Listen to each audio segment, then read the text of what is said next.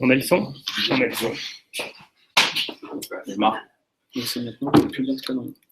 Tu viens de commencer. Bon, bonjour à tous. Aujourd'hui, on va vous parler donc d'intégration continue, plus précisément d'un outil d'intégration continue qui est Jenkins. Donc Jenkins, ça va être l'outil qui va vous permettre de vous aider et de vous accompagner dans les intégrations et les déploiements de vos applications, que ce soit une application web ou une application mobile. C'est le suivant. Donc, Jenkins, c'est l'outil qui va vous aider pour vos mises en prod de passer de ça à quelque chose qui ressemblera plutôt à ça.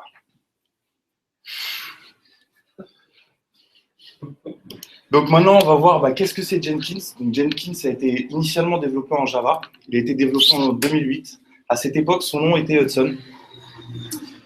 Donc, de son langage dans lequel il a été écrit, il peut marcher sur n'importe quel type de plateforme, que ce soit du FreeBSD, du Linux, du Windows. Il peut être utilisable partout. En 2010, donc ce logiciel a été forké et est devenu Jenkins. Il embarque donc actuellement environ 1057 plugins. La communauté est très active et on peut en voir chaque jour de nouveaux plugins apparaître qui vont vous permettre de pouvoir vous accompagner dans l'intégration de votre application. Il ne faut pas se tromper, Jenkins n'embarque aucune librairie qui va vous permettre de pouvoir tester ou compiler vos applications. C'est à vous d'aller installer donc, ces librairies-là. On va voir ces points-là par la suite. Jenkins est donc une alternative à d'autres serveurs d'intégration continue, tels que Cruise Control, qui avant était vraiment le numéro 1, mais désormais qui a été remplacé par Jenkins. Travis et Bamboo sont des serveurs d'intégration que vous pouvez connaître. Donc, on peut voir les deux types de développement qui existent. On a le développement normal où nous avons les spécifications, le développement qui est effectué. Et après avoir effectué ces tests et vérifié toutes les spécifications, le développeur va l'intégrer. Tandis que désormais, dans un processus d'intégration continue, le développeur va effectuer donc, son développement et le serveur d'intégration continue, si ce développeur-là aura configuré cette application-là pour que, par exemple, il se cale sur le serveur de versionning ou sur une action précise, viendra aller intégrer et tester son application et l'inclure dans le contenu s'il l'aura programmé via des commandes shell ou des batchs Windows qu'il aura écrit auparavant. Donc, qu'est-ce que c'est Jenkins? Donc, c'est avant tout un outil de monitoring de développement et il va donc nous sortir des informations telles que les historiques de build avec les différentes petites pastilles qu'on peut voir sur le côté, la date du build qui a été effectué et la tendance du projet. Nous avons aussi la météo du build qui sont ces petits logos présents là. Ces choses-là peuvent être configurables.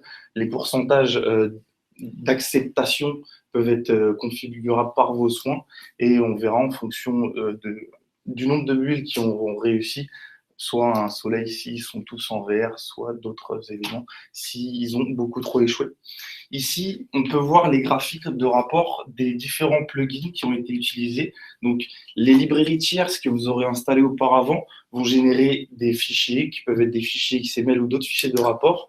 Jenkins, grâce aux plugins que nous utiliserons, va venir inclure dans le dashboard de votre projet les différents résultats qu'il peut avoir. Donc ici, on peut remarquer les résultats des tests qui ont été effectués. On peut voir qu'ils ont augmenté, le nombre de tests ont augmenté au fur et à mesure des builds. On peut voir qu'il y a aussi certains tests qui ont échoué au fur et à mesure.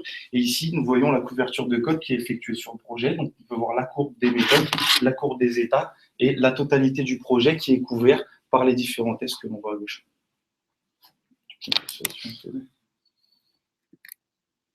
Donc, Jenkins, c'est un ordonnanceur de tâches automatisées. On va pouvoir, à l'aide d'un outil qui est Apache Ant, voire Maven, définir un fichier verbeux qui va configurer le build de notre projet. On va pouvoir lui dire dans quel ordre il va pouvoir exécuter ces différentes actions-là à l'aide de cet outil-là, mais aussi depuis la configuration de Jenkins, définir quelles actions on souhaiterait exécuter, à quel moment on souhaite les exécuter et surtout dans quelles conditions on souhaite les exécuter. C'est-à-dire qu'on peut très bien dire tu vas exécuter une action seulement si le build a été un succès.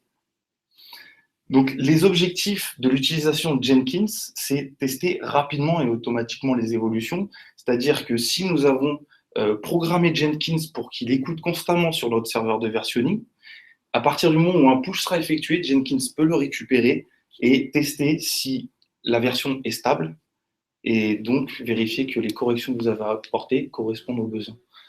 Améliorer la qualité du code produit. On a la dashboard et on a tous les rapports qui sont générés. Forcément, on est plus à même de pouvoir corriger ce qui fait défaut dans le code, la duplication de code qu'on peut avoir, les erreurs dans le code. Il va pouvoir nous permettre de contrôler plus simplement ces choses-là, automatiser les tâches qui peuvent l'être.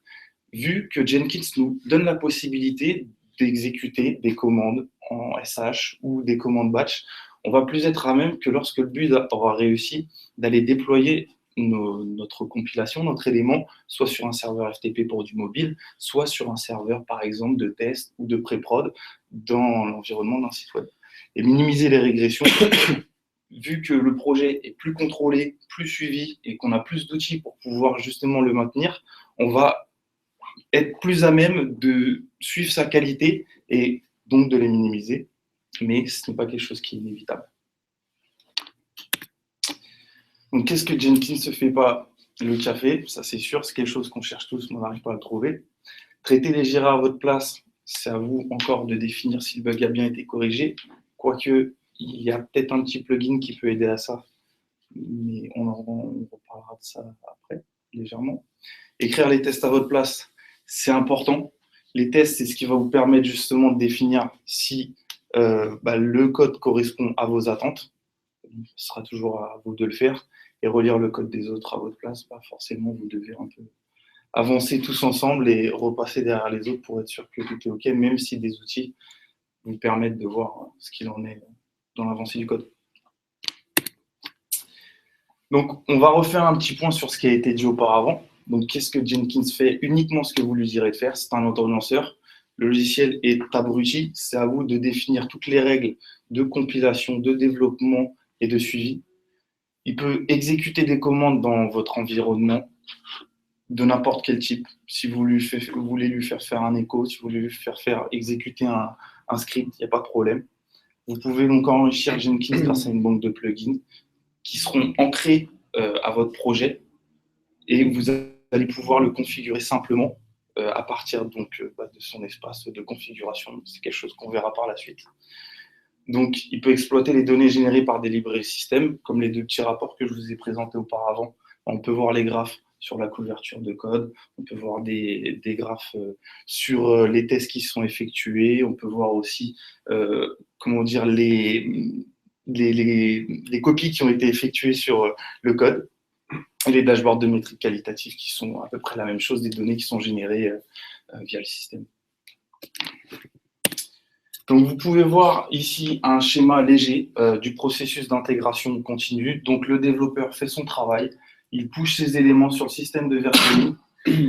Et après, nous avons deux solutions. Soit au préalable, le développeur a programmé un processus de compilation lorsque un push est effectué sur le versionning, soit il a programmé avec un cron à une tranche horaire précise la vérification et la compilation de son projet, soit il se connecte simplement sur l'interface et lance manuellement un build de son projet. Vous verrez un peu plus de détails sur le processus d'intégration continue avec la partie mobile. Donc, on va passer à l'interface. On va juste citer, dans le cas du développement PHP, quelques librairies système qui peuvent être utilisées. Une qui est inévitable à l'heure actuelle, c'est PHP Unit, qui va vous permettre d'effectuer vos tests unitaires. Nous avons aussi PHP CPD, qui est le copy-paste détecteur et qui va vérifier que vous n'avez pas fait des copier-coller un peu partout sur votre code. Nous avons aussi le PHP CS, qui lui, en fait, va vérifier que vous respectez bien les standards de développement web, tels que les normes PSR et d'autres choses comme ça. Donc maintenant, je vais laisser la place à Benoît qui va vous présenter donc l'interface de Jenkins. Alors, avant de rentrer un petit peu plus dans le concret de la configuration et de tout ce qu'a dit Sylvain sur ce qui est possible et ce qui est ce qu'on fait avec Jenkins généralement pour des projets PHP. Voilà, une petite présentation rapide. Jenkins, ça reste un outil où on ne veut pas forcément que tout le monde ait accès à tout, voilà, les projets à droite à gauche, tout le monde. Donc, il y a une gestion des droits intégrée dans Jenkins où effectivement, on va pouvoir aller contrôler d'un point de vue, on va dire, global, qui a accès à Jenkins, qui a le droit de faire quoi. Voilà, sous la forme d'une espèce de grosse matrice. Bon, je vais y arriver. Une grosse matrice pour voir, voilà, on va donner des droits à certaines personnes, voilà, pour créer des jobs, lancer des jobs, les effacer, qui a accès à l'historique des builds, enfin, qui a accès à l'historique des builds, qui peut administrer, qui peut gérer les plugins, qui peut voilà, faire tout ça. Également, créer des vues. Donc Jenkins, aujourd'hui, sur le Jenkins Intégration 02 au sein d'Agardère, on commence à avoir une bonne quinzaine de projets. Donc voilà, en gros, ça, pour vous montrer, c'est une vue. Donc ici, on va avoir un regroupement des projets duels, des projets européens. Voilà, on va pouvoir gérer ça pour que ce soit un petit peu plus facile, un petit peu plus maniable pour tout le monde. Autre point important, la gestion des plugins, tout se passe dans l'administration de Jenkins où on va pouvoir, voilà, gérer les plugins. Ils sont disponibles directement ici dans l'interface. Il n'y a pas besoin d'aller sur le site, de télécharger quelque chose, de le SCP sur le serveur. C'est administrable directement ici. Et en gros, Jenkins se charge de télécharger, de décompresser, d'installer et de redémarrer tout seul. Donc l'installation, on va dire, de plugins, la prise en main de l'outil est réellement très facile. Et la banque de données, comme le disait Sylvain, en tout cas pour des projets PHP, est vraiment très très large. Enfin, je pense qu'ils sont une grande majorité de développeurs PHP. Et j'avais oublié celui-là. Donc voilà, en gros, pour la présentation globale de l'interface, c'est pas ce qu'il y a de plus joli. Voilà, je pense qu'un jour, ils referont ça, mais voilà, en tout cas, c'est très fonctionnel et très pratique. Ce que je voulais vous montrer aussi, c'est il existe un template pour les projets PHP. C'est-à-dire, en gros, c'est un projet vide. Voilà. En gros, qu'on installe dans Jenkins et ensuite on clone. Quand on veut créer un projet PHP, on clone ce projet-là et on a globalement l'intégralité d'un squelette pour un projet PHP pour faire de l'intégration continue au sein de Jenkins, voilà, qui est globalement quasiment tout configuré avec les standards d'utilisation de Jenkins. Donc, pour faire ça, c'est très pratique. On fait nouvel item, copier un élément existant. Donc, je l'ai déjà installé sur le PHP template. Voilà, et on va l'appeler jeudi.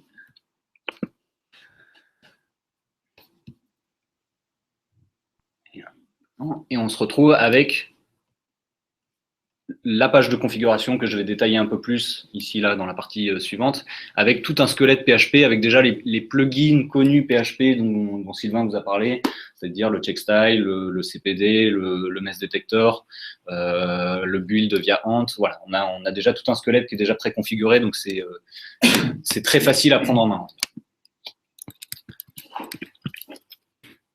Donc, du concret, on va vraiment rentrer dans le détail. Donc, je vais vous détailler un petit peu la configuration et à quoi ça ressemble, sans être trop rentré dans le fond du détail. Mais voilà, on va essayer de d'éplucher un projet PHP déjà configuré qui tourne, et puis on fera tourner une build pour voir qu'est-ce qu'il en ressort. Donc, le template PHP, voilà, donc comme je vous l'ai dit, ce projet a été créé via ce template-là.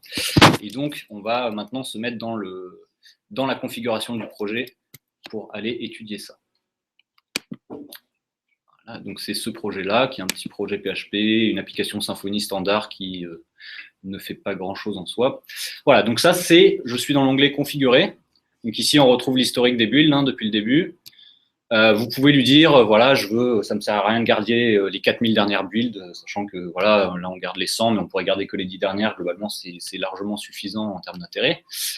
Tout à l'heure, je vous ai parlé de sécurité par rapport à Jenkins de manière globale. Il existe aussi une matrice de droits par projet. Donc, vous allez pouvoir maîtriser un petit peu qui a le droit de faire quoi au sein de votre équipe sur ce job-là en particulier, sur cette build. Voilà, un petit peu de configuration, c'est là que je vais y revenir un petit peu plus tard. La partie importante, c'est ça, voilà, la gestion du code source. Tout à l'heure, on a dit que donc, Jenkins se greffe sur un repository, un système de versionning. Ça peut être du Git, mais ça peut être tout à fait du SVN ou n'importe quel autre type de versionning. Donc voilà le dépôt qui est chez nous, hein, elle archive vidéo, et on va se câbler sur la branche développe. Donc, vous pouvez tout à fait construire un autre build en même temps qui va se câbler sur la branche master, ça ne pose absolument. Toutes les builds sont indépendantes, sauf si vous le spécifiez à Jenkins. Donc voilà, en gros, qu'est-ce qui va se passer? Jenkins, au tout début, eh ben, il va cloner le repository dans un dossier et faire ce qu'on lui dit de faire ensuite. Donc voilà, ici, c'est ce qui déclenche le build. Donc comme l'a dit Sylvain tout à l'heure, vous pouvez lui dire à chaque build, à chaque commit, à chaque push sur le repository, Jenkins écoute et en gros, il va démarrer une build après chaque push. Ce n'est pas forcément toujours nécessaire. Nous, on fonctionne actuellement avec une build toutes les 2 heures du lundi au vendredi pendant la journée. Ça peut être, voilà, vous pouvez écrire en regex ce type de, voilà, ou le faire tourner. Je crois que les mobiles, c'est toutes les nuits. Toutes les nuits. Ouais, voilà. Voilà. Et donc l'idée, là, on arrive après au cœur de la build, c'est-à-dire, donc là, on peut exécuter des commandes shell avant toute la partie ant, la partie cœur. Donc nous, une fois que là on est arrivé, on est dans le repository, il a été cloné, et on va lui dire, bah voilà, installe-moi mes librairies, donc via Composer, installe, supprime-moi le cache qui était là avant de la précédente build, et puis éventuellement lancer des commandes qui vous intéressent au sein de votre projet. Alors ant, c'est le cœur de la build, c'est-à-dire c'est un ordonnanceur qui lit un fichier au sein de votre projet, un fichier build.xml, que je vais vous montrer.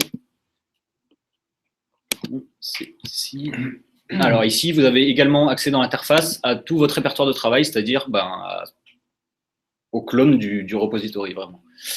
Donc le fichier build est un fichier versionné au sein de votre projet dans lequel vous définissez toutes les actions que vous voulez qui se passent, que Jenkins exécute pendant la build. Donc comment ça se passe? Vous déclarez un target, donc une build avec ici la liste des actions qu'il doit effectuer. Et ensuite, derrière, vous déclarez vraiment le nom des actions et qu'est-ce qu'elles font. Donc, par exemple, ici, on a une commande lint qui va checker la validité, on va dire que la syntaxe est correcte dans tous vos templates Twig, voilà, qu'il n'y a pas d'erreur d'écriture. Mais vous pouvez, voilà, on lance du PHP log qui analyse la taille d'un projet PHP, le nombre de classes et ainsi de suite. Voilà, on va avoir le mess detector, on va avoir le code sniper qui va respecter les standards, PHP CPD, et là, ensuite, tout au fond, le PHP unit sur lequel je vais revenir un peu plus tard, qui est vraiment le cœur de l'intégration continue, c'est-à-dire voilà, l'exécution de tests, la stabilité de l'application. Donc voilà à quoi ça ressemble un fichier de build. Faut savoir que ça aussi, au même titre que le template PHP pour construire le squelette, pareil, pour les projets PHP, ce type de fichiers-là, build, ils sont très largement partagés dans la communauté open source, donc c'est très facile de récupérer ça et bien sûr de l'agrémenter. Quel est l'intérêt d'aller écrire dans ce fichier-là plutôt que ici dans la configuration? D'ailleurs, ça, il faudrait plutôt qu'on le réintègre dans le fichier build, c'est que le fichier build.xml, lui, il est versionné au sein de votre projet.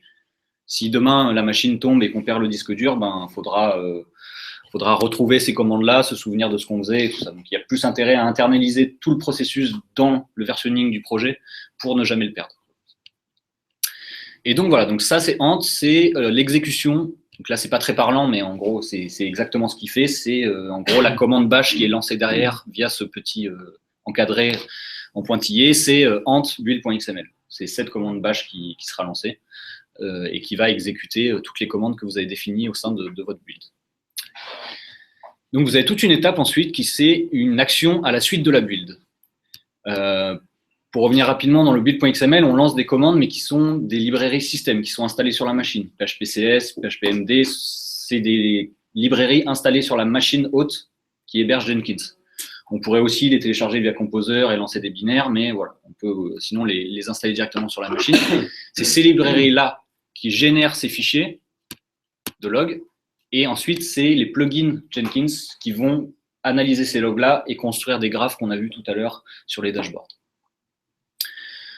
Donc voilà, ici, en général, on n'a pas trop à toucher, c'est dans le squelette de base et ça fonctionne bien. Et voilà, ça nous sort des graphes qu'on va analyser un tout petit peu après. Vous avez la possibilité de rajouter autant de post-build tasks que vous voulez.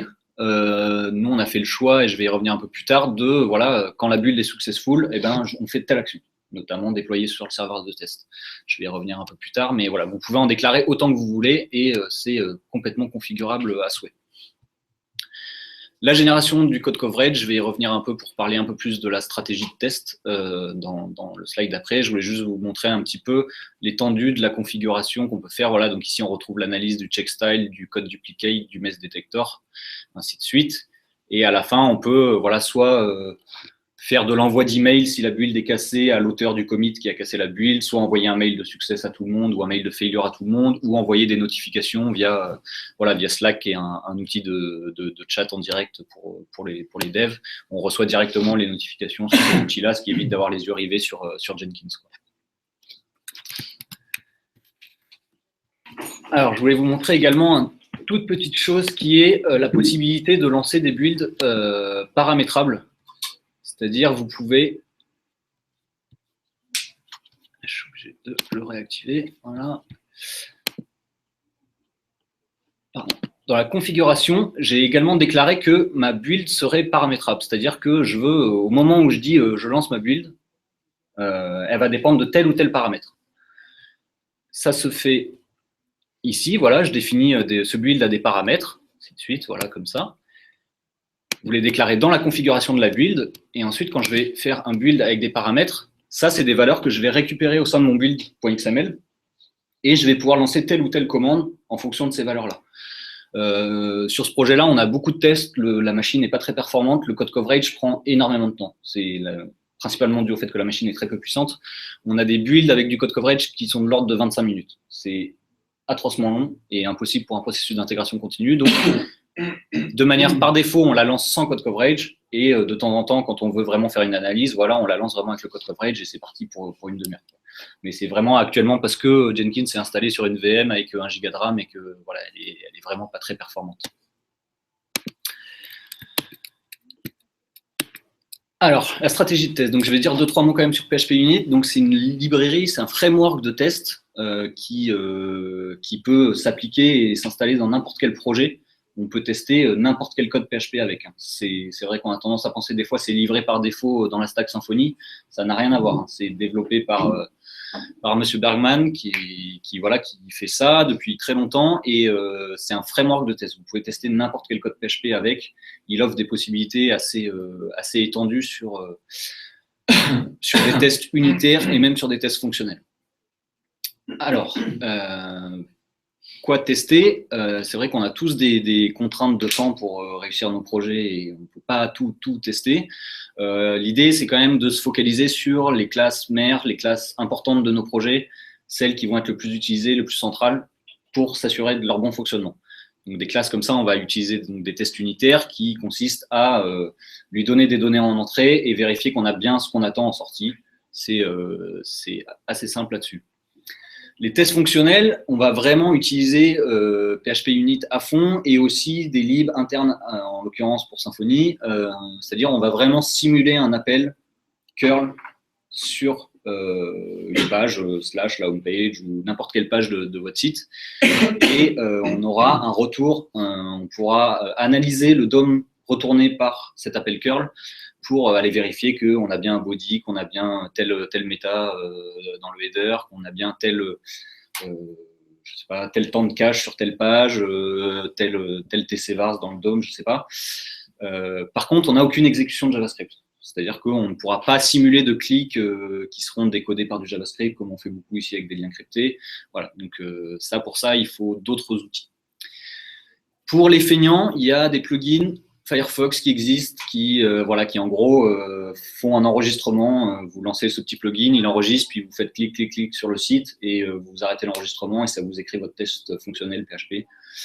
Ça permet d'en écrire un peu vite, c'est assez pratique et voilà, c'est un plugin, il s'appelle Selenium Plugin, je crois. Il n'existe que sous Firefox, à ma connaissance. Donc, pourquoi on écrit des tests? Pour déjà être sûr de la stabilité de l'application, de se donner de la confiance en se disant ça marche, c'est stable. Après, il ne faut pas non plus avoir une confiance aveugle à partir du moment où on ne teste pas tout, il faut quand même vérifier. Et en gros, pendant l'exécution des tests, Xdebug va enregistrer énormément d'informations. ce qui va nous permettre d'avoir des résultats de code coverage. Alors, à quoi ça ressemble? Ça ressemble à ça, hein. Là, j'ai cliqué sur cet onglet-là, Clover HTML Report. Donc ça, c'est pareil, c'est le plugin Clover de Jenkins qui analyse les données collectées par PHP Unit, par Xdebug, pardon, pendant l'exécution des tests. Et donc, on se retrouve avec ça. Donc ça, c'est c'est un petit projet avec un seul bundle qui, voilà. Donc là, on a toute notre architecture dans notre bundle et qui nous spécifie que, ben voilà, j'ai 63% des lignes de ce bundle-là qui sont testées, 80% des classes, 85% des méthodes, et on va pouvoir aller voir. On va pouvoir aller voir à l'intérieur des classes, par exemple ici, voilà, que eh ben, chaque ligne de cette classe-là est testée. On va pouvoir aller voir que, typiquement, si j'ai un nouveau test à écrire, bah voilà, ça va m'indiquer que bah, c'est plutôt dans ce dossier-là qu'il va falloir que j'aille voilà, aller tester. Parce que ici, j'ai une partie de mon application qui est malheureusement sans test, quoi. Donc, si quelqu'un vient modifier ce code-là et tout ça, je n'ai aucune garantie que le résultat final et que mon application soit stable et fonctionne. Voilà, en gros, sur le code coverage. Voilà, encore une fois, le but, c'est pas d'atteindre les 100%. Je pense que c'est une mauvaise course. Il faut analyser intelligemment qu'est-ce qui a besoin d'être testé, qu'est-ce qu'il faut tester, et voilà, y passer le temps nécessaire sur vraiment les points capitaux. On peut se permettre d'aller atteindre le 100% sur un petit projet comme ça. Sur un gros projet à 60 000 lignes de code, ça devient extrêmement coûteux et c'est pas la même affaire.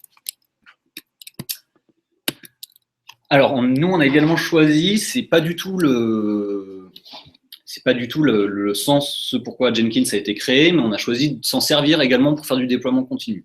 C'est pas du tout le but. Il y a d'autres outils pour faire du déploiement continu, mais voilà, Jenkins peut l'être. Nous, on s'en sert effectivement, donc comme je disais tout à l'heure, en cas de build successful, où on retrouve cette logique-là dans les logs, on déclenche un script bash, encore une fois, comme Jenkins peut exécuter n'importe quelle commande, on va déployer sur la plateforme de démo, ce qui nous permet d'avoir, tant que la build est verte, une plateforme de démo qui est à jour toutes les 2 heures avec toutes les nouveautés du code qui a été pushé par les développeurs. Et qui plus est, si tous les développeurs pushent leurs tests en même temps que leur code, on a une plateforme à jour et stable. Donc voilà.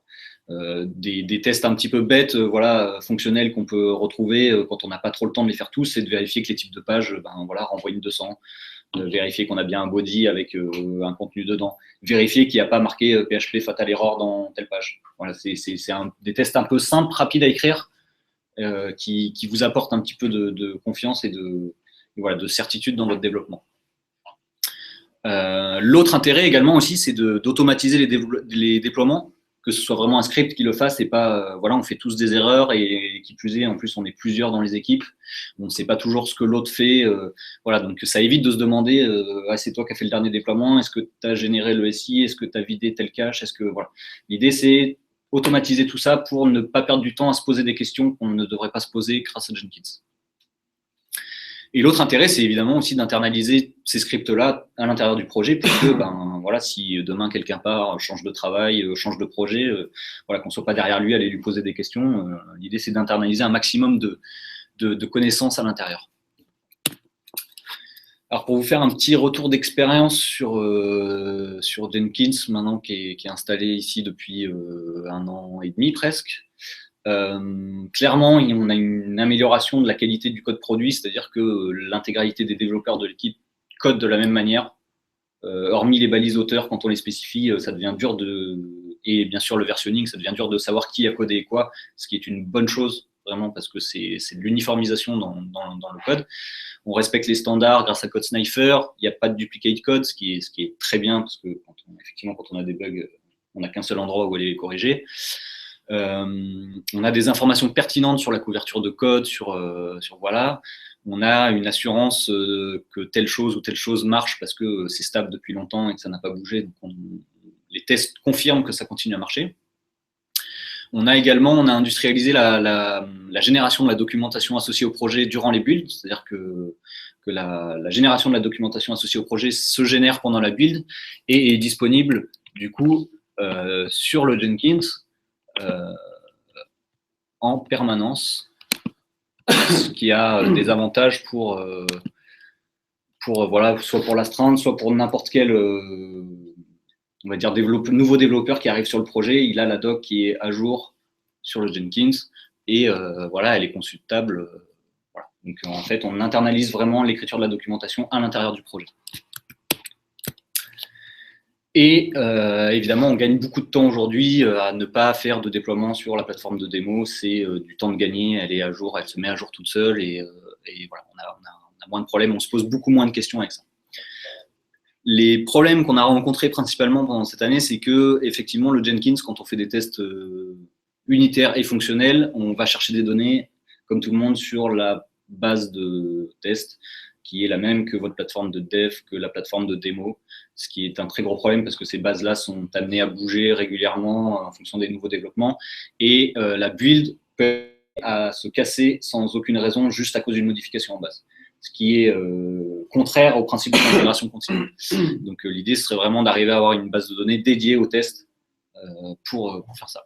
De même que voilà, si le PMA de test, enfin si la base de données de test ne répond plus ou le Solar de test ne répond plus, la build va péter, alors sans aucune raison, c'est pas dû au code. Le but, c'est vraiment de tester le code et pas l'architecture réseau. Donc c'est les principaux problèmes qu'on rencontre aujourd'hui avec l'utilisation de Jenkins. Alors, dernier slide pour aller un petit peu plus loin. C'est vrai qu'aujourd'hui, je vous ai dit, on peut faire du test fonctionnel, mais sans aucune exécution de JS. C'est un premier pas, c'est bien, mais voilà, il nous manque une partie à tester, surtout que voilà, on a de plus en plus de JS sur tous nos sites, c'est un peu le problème. Donc on va pouvoir faire, il y a des outils de test beaucoup plus évolués, Biat, Selenium, où on va avoir de l'émulation de navigateurs web. On pourra en plus émuler plusieurs versions. On sait qu'on a des problèmes entre IE, Firefox, plusieurs versions de Chrome. Voilà, on va pouvoir émuler vraiment des navigateurs et émuler des réels clics, vraiment. Et là, remonter beaucoup plus de problèmes que uniquement avec des tests côté serveur. Ce serait intéressant à terme d'aller un jour, ça n'existe pas encore, mais des petits tests de performance à l'intérieur de Jenkins, pouvoir suivre que le développement sur telle page, la veille, la page, elle mettait 400 millisecondes à se charger, il y a eu un développement sur cette page, aujourd'hui, elle met 600 millisecondes, c'est qu'il y a un gros bouchon quelque part qui a été introduit, et avoir une évolution du temps de chargement des pages au sein de l'intégration continue, ce serait vraiment un énorme plus pour travailler de manière continue sur la performance, et pas seulement quand on rencontre le problème en prod. Ça commence à être fait, il me semble, mais voilà, on peut aussi coupler pour avoir beaucoup plus d'infos. On fait tous maintenant plus ou moins soit du Lazy 5, soit du Symfony 2, voilà, avec les outils Insight de Sensio, où on va avoir un petit peu plus d'infos de manière précise sur le respect des standards Symfony qui sont un peu dictés par Sensio. Pour parer un peu aux deux problèmes que j'ai précisés ici sur les problèmes qu'on a eu avec l'indépendance des données et l'architecture réseau, effectivement, le top du top, c'est de réussir à intégrer l'application au sein d'une VM pour qu'elle ait tous ses services dispo au sein même de la VM. Sa base de données, son Solar, voilà, on sait qu'on ne dépend de rien. Uniquement la VM se load et elle va chercher ses données au sein même de la VM dans un MySQL qui est intégré, dans un Solar qui est intégré. Et voilà. Pour aller plus loin aussi, à terme, on pourrait également plugger Jenkins avec Jira. Il existe du plugin Jira dans Jenkins pour que, en gros, si vous mettez votre numéro de Jira dans le commit, Jenkins est capable d'aller lire ça et d'aller faire un push sur Jira pour lui dire j'ai tel Jira qui est passé dans la build, un tel. Voilà, faire un peu plus de traçabilité et de qualitatif sur ça, avoir plus d'infos dans Jira sur le suivi d'un commit ou d'un bug. Et voilà, Jenkins au mobile. Alors, au niveau mobile, on utilise aussi Jenkins. Donc, au niveau architecture, c'est relativement simple. On a des personnes qui développent des applications et qui vont aller justement pusher sur notre système de versionning le code source. Donc, nous, on est sur Git. Et juste à côté, en fait, on a Jenkins qui, lui, se charge en fait d'aller récupérer les sources de l'application pour aller faire la compilation de l'appli et notifier, dans le cas d'un build qui est en failed, notifier l'ensemble des développeurs pour indiquer qu'il y a un problème qui s'est passé et que là, le build, voilà, il est en rouge et que pour le coup, il y a quelque chose à corriger. Ou bien d'envoyer directement par FTP sur un serveur les applications qui viennent d'être compilées. pour les mettre un petit peu à disposition de tout le monde pour tout ce qui est recette. Donc, la première étape de la compilation, donc ça va être justement lancer un build. Donc, au niveau des différentes possibilités pour lancer un build, on a au mobile un build qui est lancé en fait de façon automatique toutes les nuits. Donc ça, c'est la première façon de lancer un build et qui est utilisée. La seconde qui est utilisée, c'est le déclenchement manuel. L'idée, en fait, c'est de corriger un Jira, d'envoyer les sources justement sur Git et puis de faire la vérification que le build compile correctement avant justement de traiter le Jira pour informer la personne qui a remonté le bug qu'elle puisse justement faire les différentes vérifications et tester l'appli.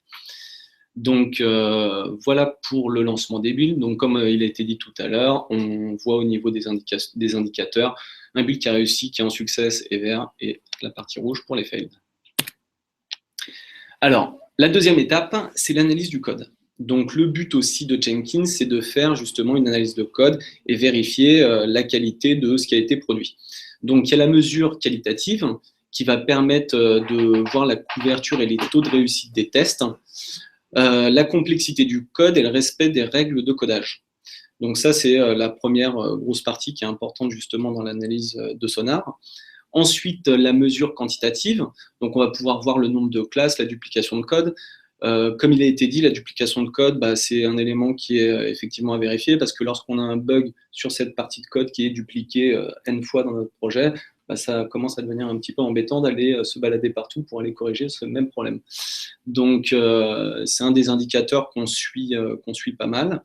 D'avoir un historique des statistiques, donc voir un petit peu comment ça évolue, le nombre de classes qui ont été créées à chaque fois, à chaque résolution de bugs, voir justement, comment le projet évolue au cours du temps. Il y a une partie qui permet aussi de notifier des bugs bloquants ou des warnings, et à partir de là, en fait, des propositions de correction sont faites directement par l'outil Sonar qu'on utilise. Donc, c'est relativement pratique pour nous donner des petites indications lorsqu'il y a des problèmes. Donc, identifier les points faibles d'un projet. Donc voilà l'interface de Sonar. Donc là, c'est le projet Télé7. Alors, au niveau des statistiques basiques, on peut voir qu'il y a 68 000 lignes de code, 432 fichiers, 4316 fonctions. Donc ça, c'est vraiment les indicateurs de base pour contrôler la qualité, se donner un peu une idée du projet. Ensuite, la seconde partie qui est assez importante, donc comme je disais, c'est la duplication de code et la complexité. Donc, duplication de code, 15,5. Et la dernière partie qui est les violations et les issues sur le projet. Donc, on voit qu'il y a des problèmes qui sont bloquants. Par exemple, lorsqu'on a un try-catch et que dans le catch, on ne va pas aller printer l'erreur qui a été catchée, c'est considéré comme un problème bloquant. Donc, il suffit en fait après de voir les différentes propositions pour résoudre ce problème, pour nous indiquer un petit peu le chemin à suivre pour respecter les règles de codage en fait de notre outil. Mais ça nous donne des indications, ça nous donne justement les bons warnings et tout ce qu'on a à vérifier justement suite à la compilation d'un build. Il y a un fichier de configuration quand même qui permet de gérer les problèmes qui sont remontés et définir au final si tel ou tel problème est considéré comme critique ou bloquant. Donc, au niveau Android et au niveau Java, il y a des fichiers de configuration qui sont très bien faits et auxquels on ne touche absolument pas, mais il y a possibilité quand même de configurer, de customiser un petit peu l'analyse qui est faite par Sonar. Alors, la troisième étape, c'est la compilation multiple.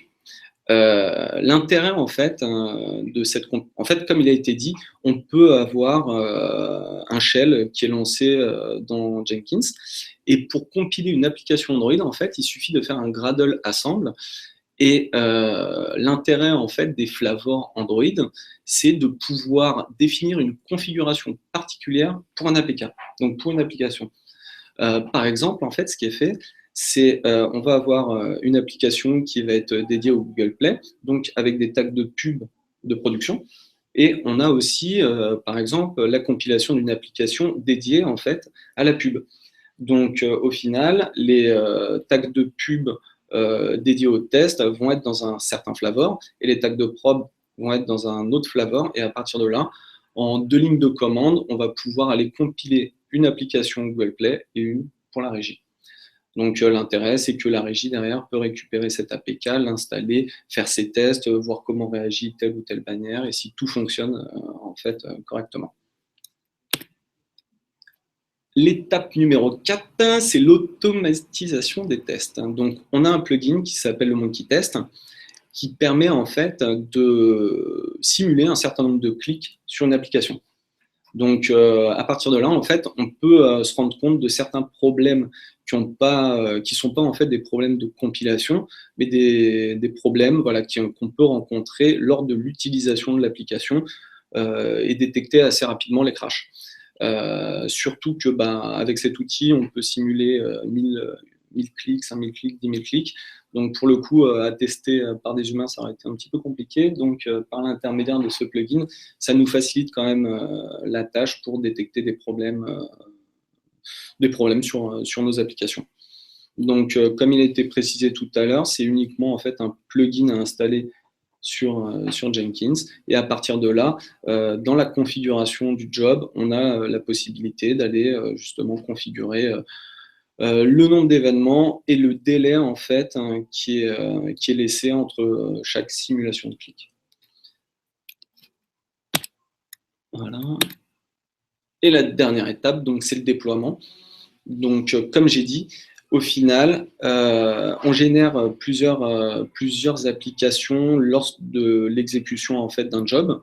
Et l'intérêt, donc, ça va être de le mettre à disposition en fait des personnes qui vont aller tester les applications. Donc, on push par FTP sur un serveur nos APK pour que les personnes puissent installer et faire la recette. Alors, donc, si je reprends la configuration en fait d'une application, donc c'est une petite application les jeudis que j'ai fait pour l'occasion. Donc voilà, dans cette partie, on précise le Git, le repository en fait qui est utilisé. Ensuite, au niveau du script shell, on peut voir que j'ai lance la compilation de 2 applications. Voilà. Dans une autre partie, je lance un simulateur pour pouvoir justement après effectuer la simulation des clics par le plugin Monkey Test. Je fais une petite pause de 20 secondes pour laisser en fait le simulateur démarrer avant justement d'installer l'application, parce que sinon après l'installation, lorsque le téléphone est en train de démarrer, voilà, ça va faire un build fail. Donc on fait un petit timer de 20 secondes. On demande l'installation justement de l'application sur le simulateur. On lance dans cette partie-là en fait, on lance l'application pour pouvoir commencer à effectuer les différents tests. Le plugin Monkey Test qui va permettre d'effectuer 1000 clics sur l'application avec un délai de 50 millisecondes entre chaque clic. L'analyse Sonar qui va nous faire une analyse complète pour essayer de voir la qualité du code qui a été produit. Et la dernière partie qui s'effectue à la suite du build, qui va permettre d'envoyer par FTP les différents APK sur le serveur. Donc, au niveau du serveur, à l'heure actuelle, pour les jeudis, on n'a aucune application et on va pouvoir vérifier que tout fonctionne bien ou pas. Donc, les jeudis. Voilà. Donc voilà, je fais un déclenchement manuel en fait de l'application les jeudis. Voilà, donc dans cette partie-là, on voit qu'il a récupéré les sources sur Git de l'application.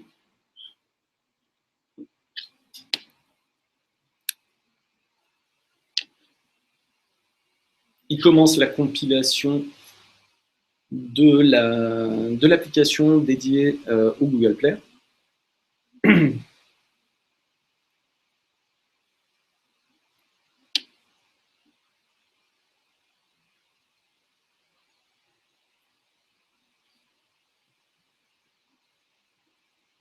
C'est une petite application qui fait 40 lignes, donc ça devrait aller assez vite.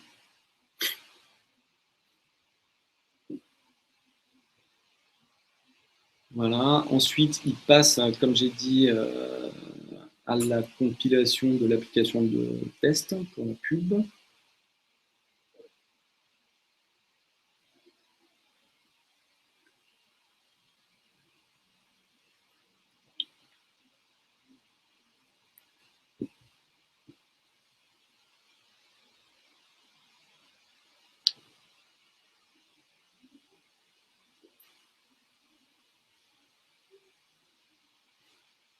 J'espère que je ne vais pas avoir l'effet démo. Dans cette partie-là, en fait, il essaye de lancer l'émulateur.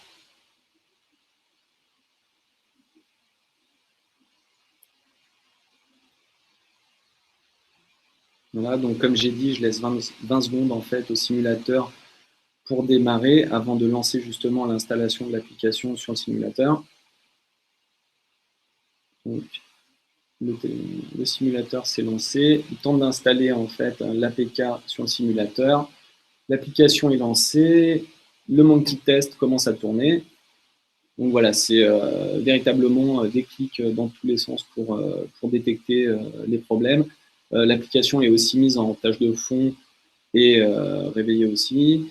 Il y a des swipes qui sont faits, il y a pas mal de gestures qui sont testées aussi un petit peu dans tous les sens. Et donc voilà. Maintenant, il passe à l'analyse sonar. Voilà, avec un résultat de build qui est successful. Et sur notre serveur, on peut vérifier que le push FTP a bien été effectué et on retrouve en fait l'APK de test pub et du Google Play.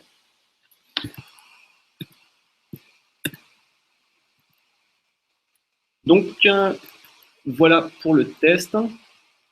Voilà pour le test des différents jobs qu'on peut effectuer en fait sur le mobile. Au niveau iOS, c'est le même principe. Au lieu d'utiliser Sonar, ils utilisent Clang.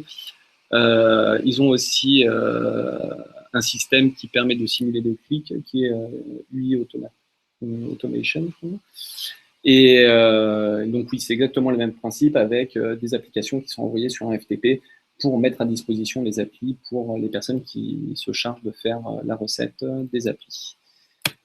Donc voilà, donc à la fin, on a mis quelques liens que vous pouvez aller voir qui font des présentations plus ou moins poussées en fait de Jenkins, de Sonar, la présentation justement des possibilités avec le Monkey Test, et puis d'autres parties dédiées au web avec PHP Unit et justement ce dont tu as parlé tout à l'heure Benoît, template PHP et les différents tutos qui vont avec. Donc voilà, si vous avez des questions, et merci de votre attention.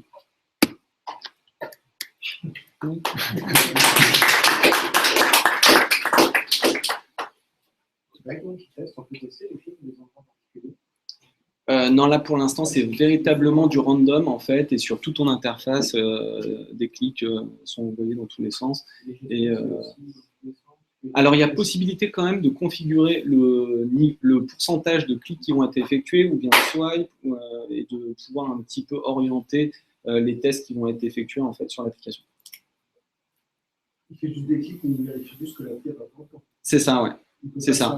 Lorsque non, tu peux pas vérifier des résultats. Par contre, si tu as les crashs qui sont détectés, mais tu as aussi tout ce qui est ANR, donc une appli qui répond plus, qui est en train de mouliner et qui prend tout le CPU de ton téléphone et est détecté aussi comme erreur. Et puis dans ce cas-là, tu as un bit fail qui est balancé en fait sur Jenkins.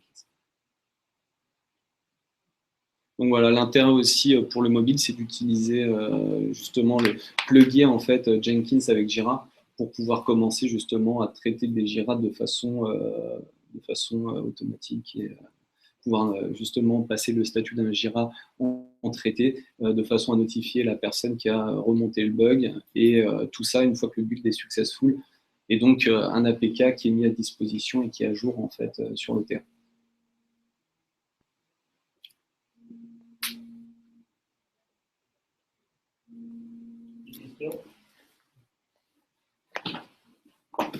Bon, on se retrouve le 9 juillet à la même heure pour la vidéo. Voilà.